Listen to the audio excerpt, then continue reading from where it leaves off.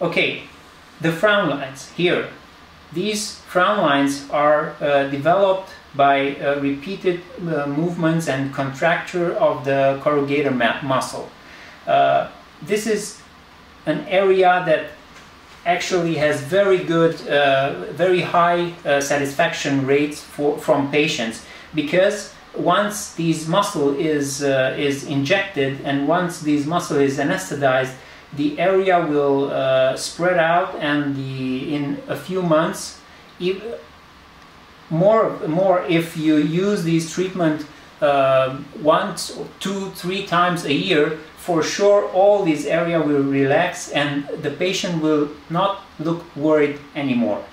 So in this area, it's always good when you are injecting the corrugator muscle, in order to be able not to spread the substance in the area of the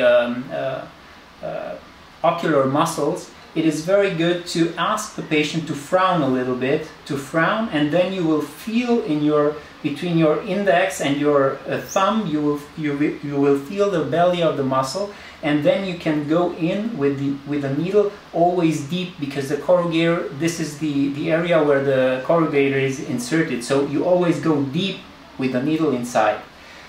Once you hit the periosteum, you can easily push the plunger of the syringe and put all the botulinum toxin out in order to leave it in the muscle.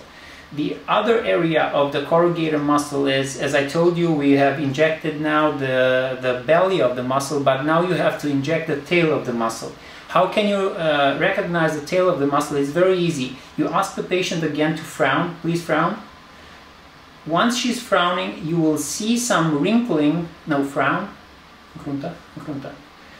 Once she's frowning, you will see somewhere in the mid-pupillar line on the eyebrow, you will see a little bit of wrinkling here. This is where the corrugator is inserting to the deep dermis, and this is why this wrinkling is taking place here. So the corrugator is inserted here on the bone, on the frontal bone, on the orbital bone, and here on the dermis, and this is why these frowning lines are developing through years. So the next point you should inject is the tail of the corrugator, and because it's inserted only in the skin and the deep dermis, you will be very superficial.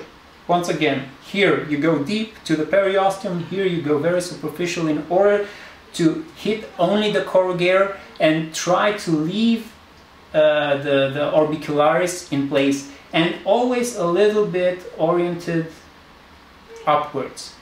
So this is the technique we use for the corrugator muscle. And of course, in some patients, not the case today, but in some patients, especially in men, we have the procerus muscle that is placed here in the Nasion area, and that is usually developing beside these frown lines here, is usually developing another horizontal line that is somewhere here in the Nasion area. So it's always good when you're injecting the corrugator, because the procerus muscle that is coming like this is usually accompanying the effect that the corrugator muscle is producing. So always put some substance inside the procerus muscle as well. Again, go deep and inject. I always inject the same quantity of substance here in the belly of the muscle, of the corrugator muscle, and here in the belly of the procerus muscle as well.